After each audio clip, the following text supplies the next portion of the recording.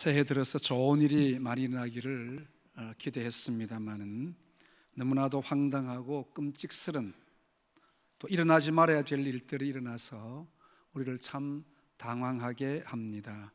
지난 1월 달에는 부천에서 초등학생의 아버지가 폭력으로 어린 아들을 죽인 후에 시체를 훼손 토막을 내가지고 냉동실에 집어넣고 또 쓰레기에 버리기도 했다가 경찰에 붙들렸습니다. 너무나도 충격적이고 끔찍스러운 그런 사건이었습니다. 참 놀라운 일은 이 아이가 죽은 지 3년이 지나도록 발견되지 않았다는 겁니다. 그래서 이 아이를 죽인 후에 그 아버지 또 어머니가 그렇게 시체를 훼손하고 3년 동안 아무렇지도 않은 듯이 지냈습니다. 너무 충격적이고 끔찍한 일이 되어서 설교 시간에 이런 이야기들은 하지 않으려고 그냥 지나왔습니다. 그런데 또 지난 주간 우리가 너무나 또 하나의 충격적인 뉴스를 접하게 되어졌습니다. 아무리 생각해도 너무 죄송하고 고개를 들 수 없던 부끄러운 사건이었습니다. 한 여중생이 집에서 거의 반백골이 된 채 썩은 그 상태로 발견이 되어졌습니다. 그 아버지가 폭력으로 여중생을 죽여서 시신을 자기 집에 방치한 채로 1년을 지나면서 생활했던 겁니다. 그 아버지가 목사였습니다. 너무 죄송합니다. 어떻게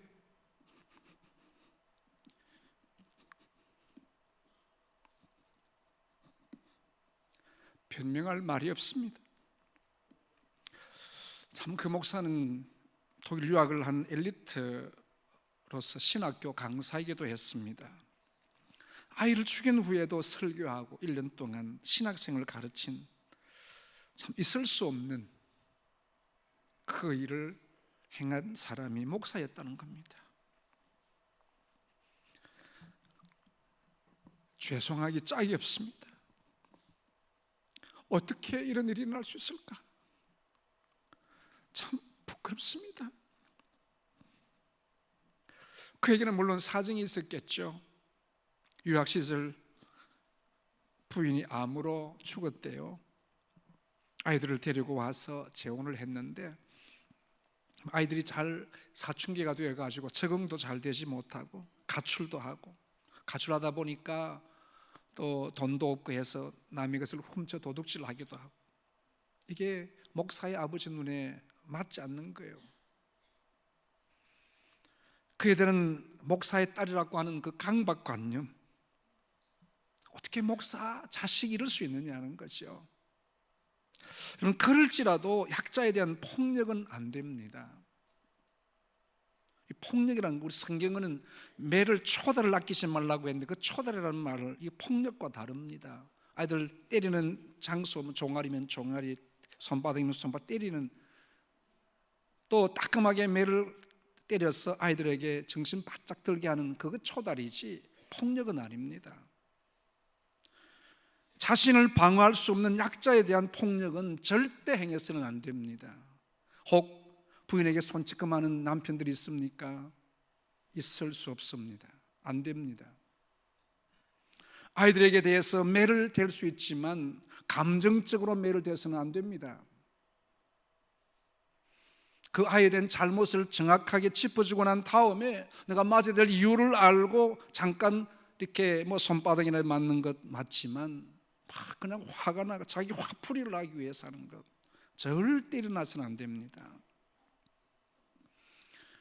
우리는 이 유교 문화의 잘못된 어떤 그 권위주의적인 것 때문에 아이들도 억누르기만 하면 되는 것으로 생각했습니다. 무조건 명령조로 말했습니다. 특히 우리 믿음의 가정이나 중직자의 가정의 아이들, 그들의 사정 볼 것 없이 그냥 억누르고 윽박지르고, 그러다 보니까 사춘기가 되고 좀 반항하는 시기가 되시니까 어긋난 길로 가는 직분자 자녀들 들어 있습니다. 참 부모의 마음이 얼마나 아픈지 모릅니다. 자녀 교육이만큼 어렵습니다. 자신의 방법으로 하다 보니까 이런 엄청난 일이 일어나게 되었다는 것입니다. 여러분, 우리 자녀들에게 사랑의 표현을 해봅시다. 자녀들의 마음을 헤아려 본다는 것이 쉽지 않습니다. 그래서 부모들은 그 권위로 억누르기는 하는데 말을 들어주는 데는 약합니다. 왜 이런 일이 일어나게 되어졌는가에 대해서 이해하려고 하는 마음이 없다는 겁니다.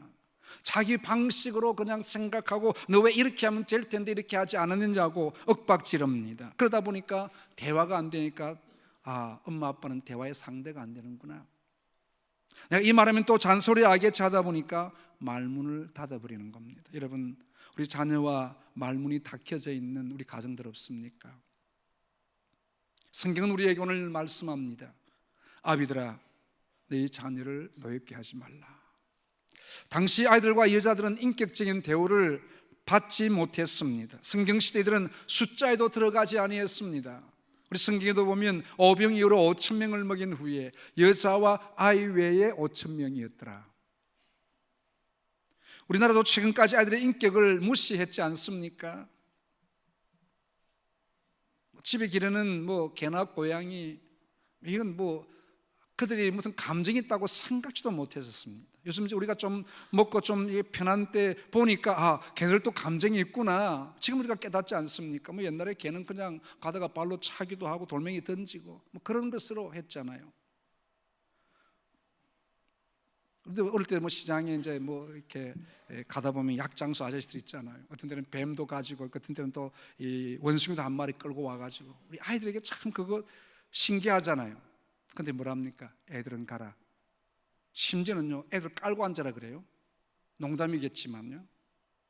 그러니까 아이들을 함부로 대하던 시절, 우리 얼마 전에도 우리나라에도 그렇지 않았습니까만, 이 성경에 쓴 약 2000년 전에 아이를 노엽게 하지 말라고 한 말씀, 대단히 획기적인 말씀이었습니다. 어른이 아이들의 마음을 맞추어 이해해 주라는 겁니다. 아이들의 인격을 존중해 주라는 말씀입니다. 당시에 이해할 수 없는 말씀이었지만 성경은 왜 이렇게 그 옛날에 우리에게 이렇게 말씀하셨을까요?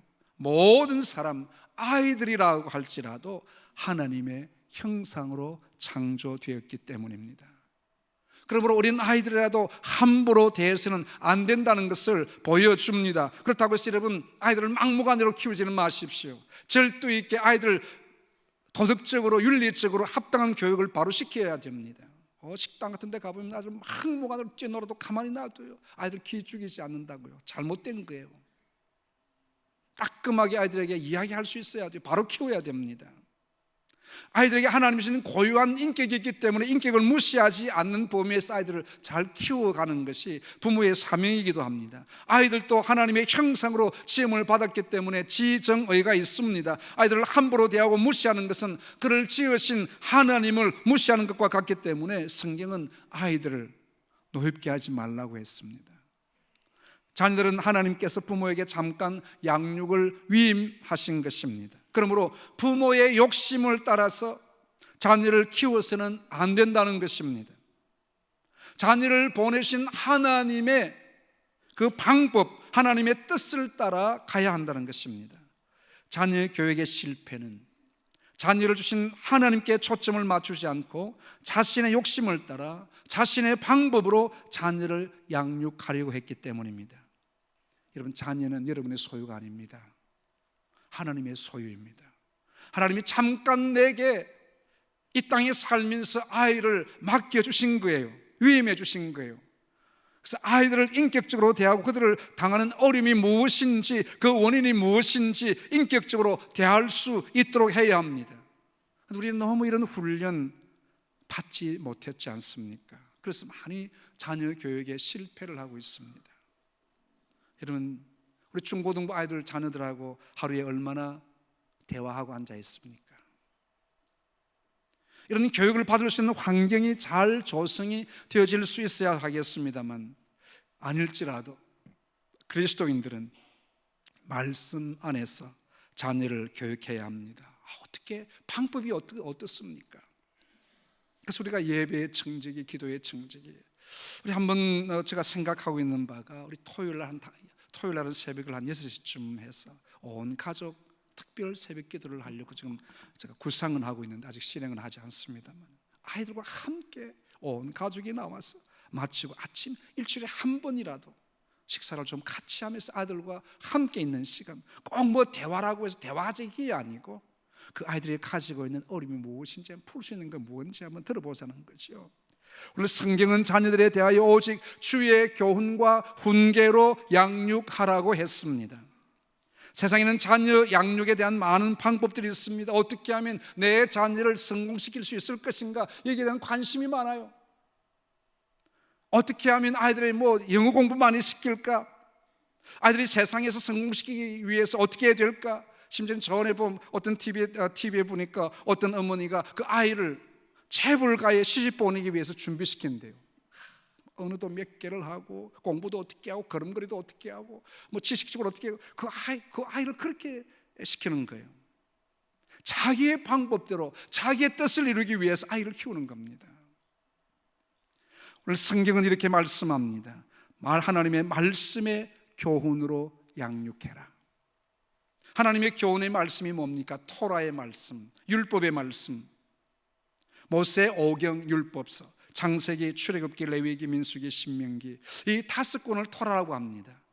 모세 오경 율법서 속에 나타나신 하나님의 뜻을 알고 하나님이 무엇을 우리에게 요구하시는지를, 하나님의 중요한 그 말씀의 부분을 문지방에 때로는 써놓고 갈 때도 나갈 때도 들어올 때도 읽을 수 있게 하고, 여러분의 가정에도 하나님의 말씀이만 읽혀질 수 있도록 아이들이 말씀을 보고 자랄 수 있는 환경을 만들어 주셔야 하는 것입니다.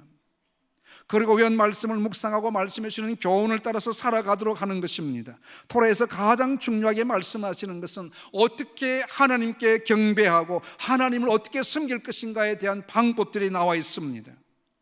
그러면 우리가 생각할 겁니다. 하나님만 알면 다 되나? 답은 그렇습니다. 성경은 여호와의 말씀을 아는 것이 지식의 근본이라고 말씀합니다. 아이들이 이 땅에 나와서 가장 먼저 배워야 할 것이 영어 단어 한자 하는 것이 아니라 예배와 말씀을 먼저 가르쳐 주라고 하는 것입니다. 어릴 때 부모의 고백으로 유아세를 받는 것이 얼마나 귀한지 모릅니다. 나는 알지 못했지만 하나님께 내 자신을 우리 부모님을 통해서 드려졌다는 이 예식, 하나님을 경외하고 그분을 신뢰한 믿음을 갖게 되었다는 것이 얼마나 귀하고 복된 일인지 모릅니다. 아이들에게 말씀을 먼저 가르치시고 여러분의 가정의 가정 예배 회복되게 하십시오. 주일마다 8시 예배 드리자고 했는데 잘 안 되죠. 하나님과의 관계가 바로 되면 사람과의 관계도 원활하게 됩니다. 부모를 공경할 줄 압니다. 다른 사람의 것에 대해서 자기의 것처럼 귀한 줄로 생각합니다. 여러분, 공공건물, 여러분 교회 것도 여러분 함부로, 아이들 함부로 대하게해요. 그래서는 안 됩니다. 아낄 수 있도록 해줘야 됩니다. 아이들의 장래를 위할 뿐만 아니라 부모들의 사명을 위해서도 철저하게 가르치는 것이 필요합니다. 이 중학생을 죽인 아버지는 사회의 지위와 자신의 성공 때문에 문제아가 된 자기의 아이가 걸림돌이 된다고 생각한 겁니다. 참 잘못된 생각이죠. 이렇게 어려움을 당했으면 아이에게 따뜻한 사랑을 줄 수 있는, 왜 목사였음에도 잘 못했을까?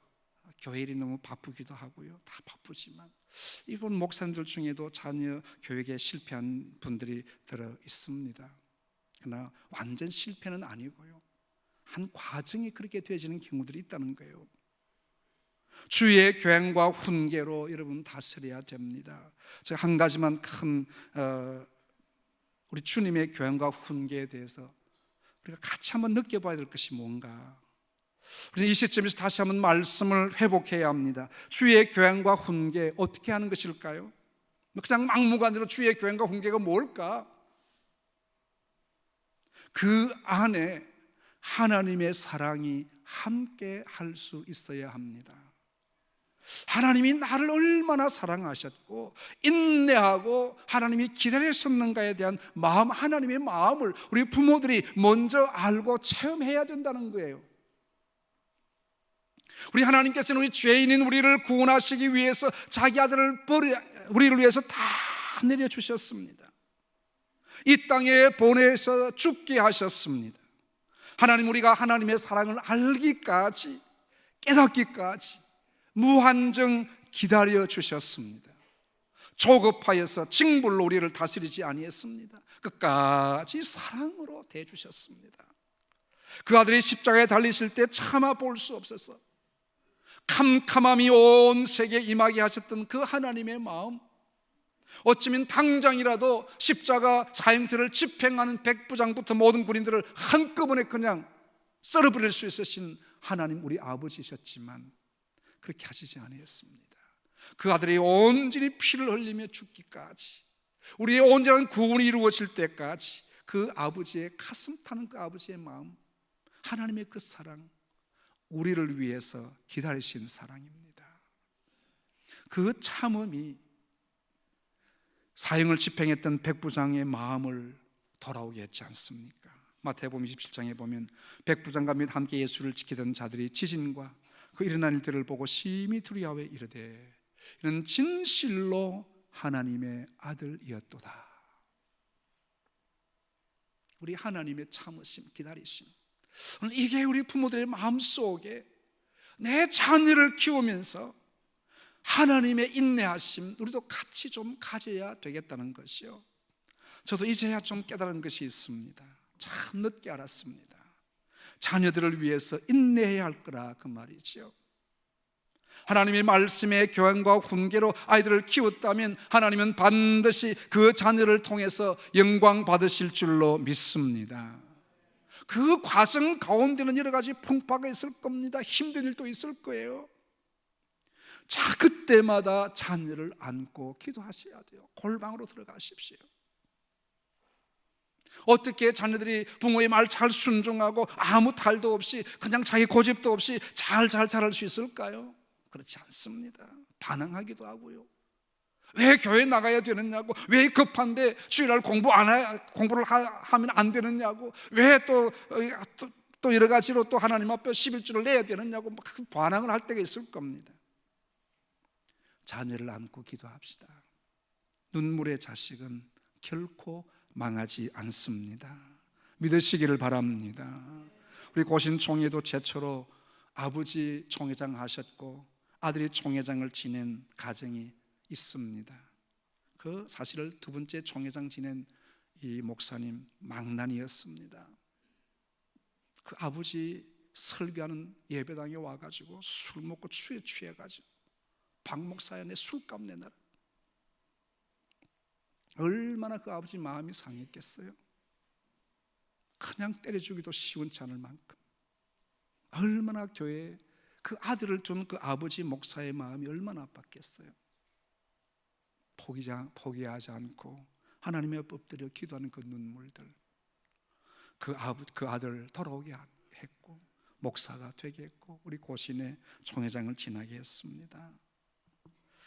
제 처남도 이 보통 말썽쟁이가 아니었다 그래요. 우리 장모님 참 지혜로우신 분이었었어요. 온 동네가 떠나가도록 울고 막 폐악을 친다 그래요. 폐악을 치고 막 들어오면 그 아이를 그냥 안아주신대요.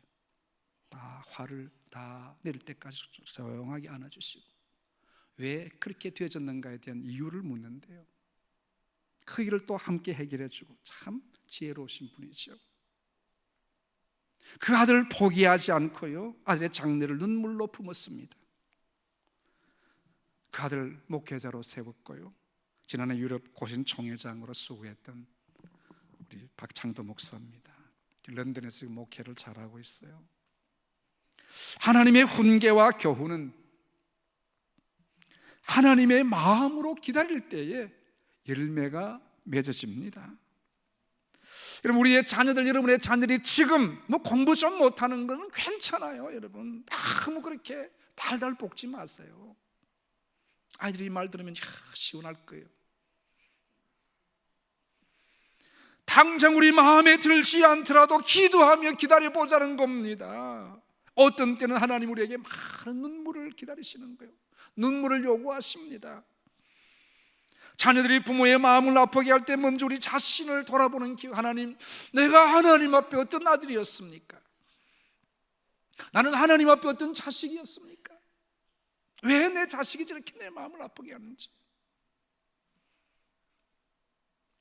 또한 하나님께서 내가 먼저 하나님과 교제하는 자녀가 되기를 기대하고 계신다는 사실을 먼저 아셔야 합니다.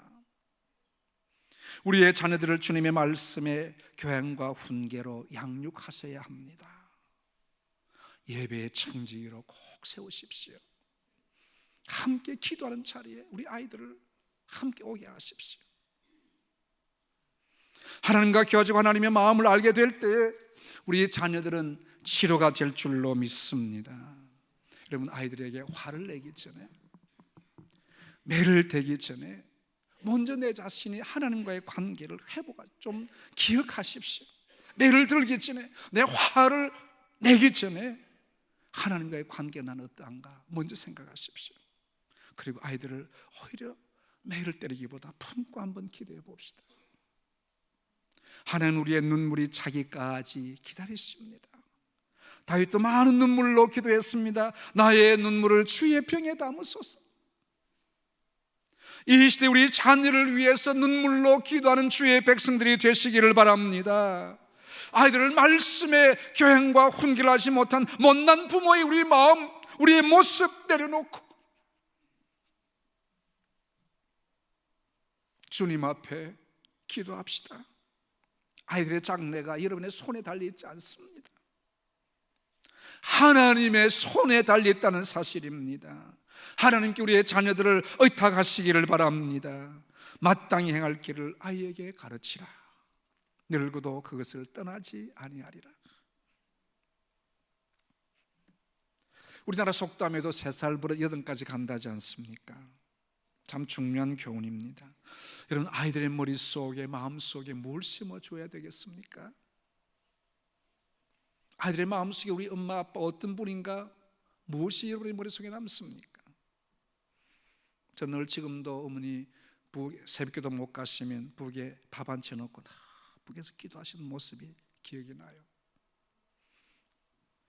저희 어머니도 또 아직 이제 올해 95이니 21년생이니까 1, 2, 3, 4, 5 한국나라 6이네요. 96. 이제 어머니도 이제 좀 기력도 많이 쇠하여졌고요. 우리 여러분의 어머니 어떤 모습으로 우리 마음에 남겨지고 있습니까? 그래서 우리는 가급적이면 온 가족 예배를 통해서 온 가족이 함께 앉아서 예배하는 시간, 아이들을 위해서 안수하며 기도하는 그 시간, 좀 아이들의 마음속에, 머릿속에 좀 남겨지기를 원합니다. 우리 강도사님도 그러대요. 목사님처럼 오셔서 우리 새벽기도 나오면 감자탕 사준다 해가지고 새벽기도 나온 기억이 있습니다. 좋은 기억들, 추억들. 여러분, 우리 아이들이 이 세상을 살아가게 되실 때 홀로 서기 힘듭니다. 어렵습니다.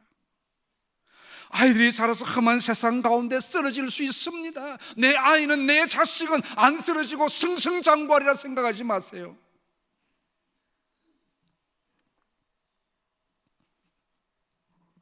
우리 자녀들 그 어려움을 당하는 그때 그 부모들이, 우리 함께하는 어르신들, 우리 장로님들이, 우리 교육자들이 아이들의 머릿속에 손을 얹고 기도하는 그 기도가 성령께서 생각나게 하실 줄로 믿습니다.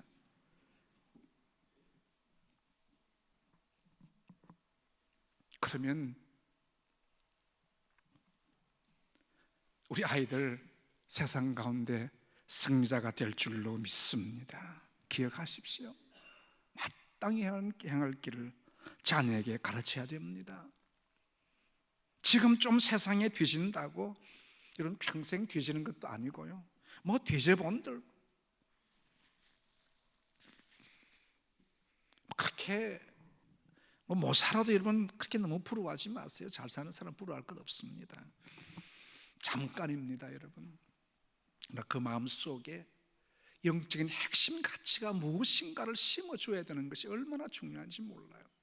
그들이 하나님 붙들고 있다고 하면 세상에 아무것도 없이도 만족합니다. 오늘 아침에 가면서 방송 설교 들으니까 우리 그 김장한 목사님 막내 아들 김요한 목사님 설교하는 중이에요. 자기 부인이 시장에 가면서 이번에 지금 시장에 가는데 마켓에 가는데 뭐 필요한 것도 없어? 문자가 왔더래요. 그래서 답을 주었는데 어떻게 하면 마누라에게 칭찬받을까 해가지고 나는 자기면 자기만 있으면 돼. 아무것도 필요 없어. 우리 남편들 얼마나 좋은 말을 했는지 몰라요. 그래서 돌아오는 말이 굉장히 좋은 말일 줄 알았는데 엉뚱하게도 뭐라 그랬나요? 그 뒷부분이 왜냐면 이분이 나는 자기만 있으면 돼 라고 쓰는 것을 나는 자금만 있으면 돼 그렇게 쓴 거예요. 문자를 빨리 보내다 보니까 그게 막 별꼴이네 뭐 그랬다든가 뭐. 여러분 지금 현재 세상에 내 아이들 좀 뒤진다고 너무 마음 졸여하지 마세요. 그의 마음속에 예수 심어주면 말씀 심어주면 여러분 집안 찬 남겨줘도 괜찮아요.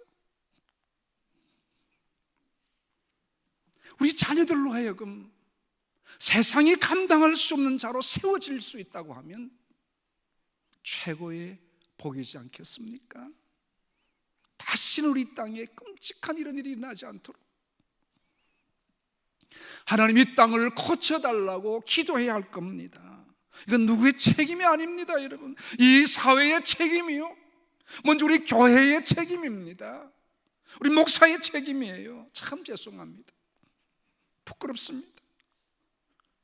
모범이 되어야 될 그 가정이 이처럼 처참한 경우를 보니 더 마음이 아프네요. 사실 우리 목사들이 스트레스가 많잖아요. 혹시라도 우리 아이들이 모범된 부분을 보이지 않으면 어떻게 하는가 늘 그게 그런 뭐 저는 한 번도 우리 아이들에게 너는 목사 딸이니까 목사 또 아들이니까 그런 말 거의 해본 적이 없는 것 같아요.